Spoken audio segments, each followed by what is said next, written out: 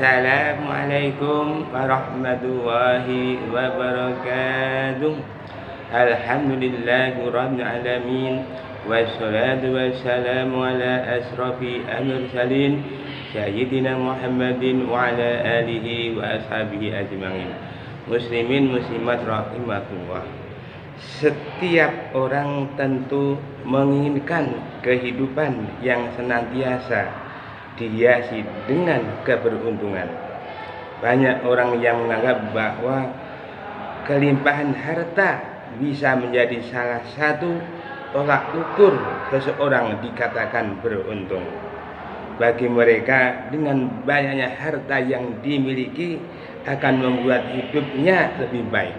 Oleh sebab itu akan timbul sikap ambisius di dalam diri seseorang untuk keberuntungan tersebut. Bahkan mereka akan melakukan apa saja dengan segala cara untuk mencapainya. Sehubungan dengan hal di atas, tausiah edisi Selasa 30 Maret 2021, saya akan menyampaikan tausiah dengan judul 5 amalan untuk menggapai keberuntungan dunia akhirat. Muslimin muslimat rahimakumullah. Ada 5 amalan agar kita mendapat keberuntungan dunia dan akhirat. Yang pertama adalah amar ma'ruf nahi munkar. Kita sebagai manusia hamba Allah Subhanahu wa taala memiliki tugas yang bagus sekali, yaitu mengajak kepada kebaikan dan mencegah pada kemungkaran. Allah berfirman di surat Ali Imran ayat 104, wal takum minkum ummatun yad'una ilal khair wa ya'muruna bil ma'rufi wa yanhauna 'anil munkar wa ulaika humul muflihun. Dan hendaklah di antara kamu ada segolongan orang yang menyeru kepada kebajikan, menyuruh berbuat yang ma'ruf dan mencegah dari yang mungkar, dan mereka itulah orang-orang yang beruntung.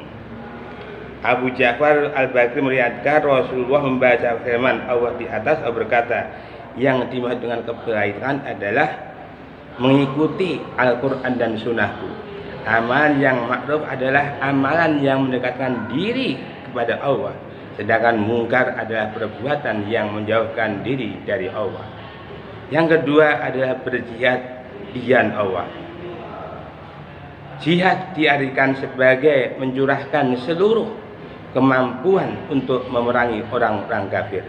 Allah berfirman di surat At-Taubah ayat 8, laki rasulul walladzina amanu ma'hu jahadu bi amwalihim wa anfusihim wa ulaika lahumul khairat wa ulaika muflihun.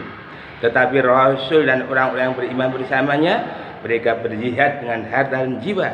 Mereka itu memperoleh kebaikan. Mereka itulah orang-orang yang beruntung. Istilah jihad sendiri sering digunakan untuk melawan hawa nafsu, setan dan orang-orang fasik.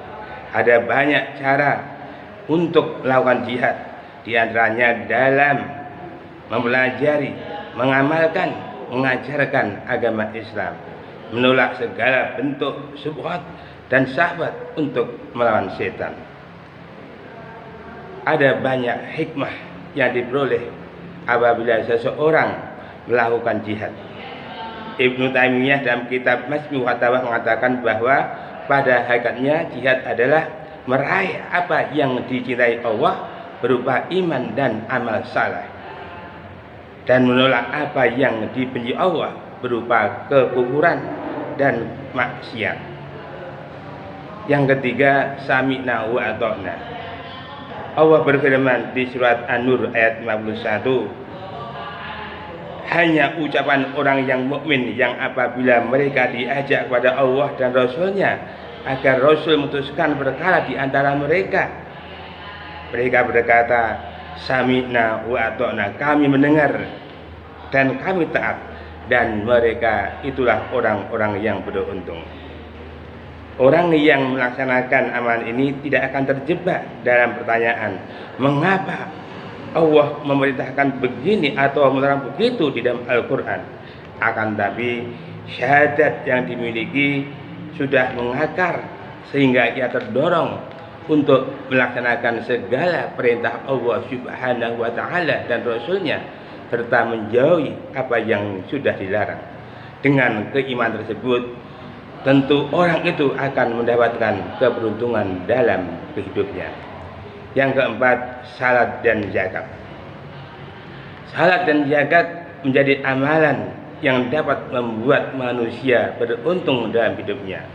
Salat dan zakat dua pilar utama bagi manusia dalam beribadah kepada Allah Subhanahu wa Ta'ala.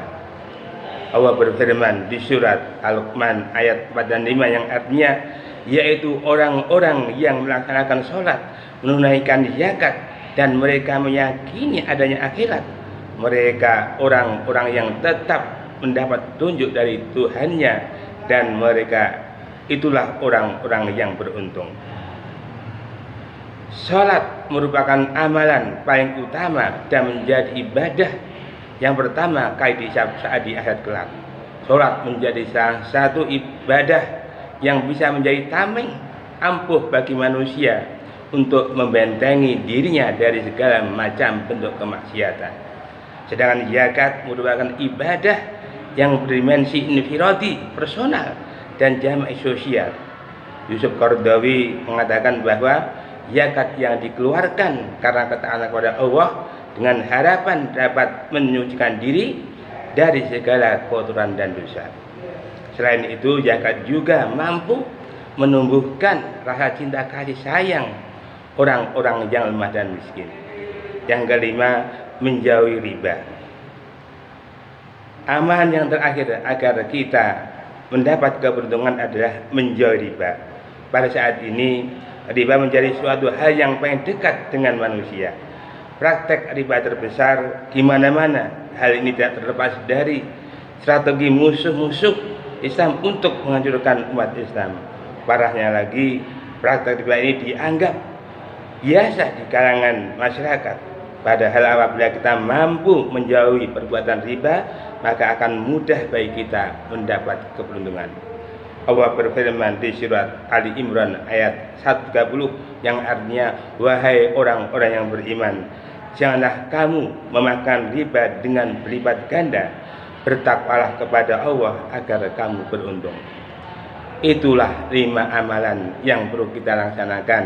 Manakala kita mau dan mampu melaksanakan amalan tersebut di atas, insya Allah kita akan mendapatkan keberuntungan, dan kita mohon kepada Allah Subhanahu wa Ta'ala agar diberi kemudahan dapat berkumpul bersama keluarga di jannah.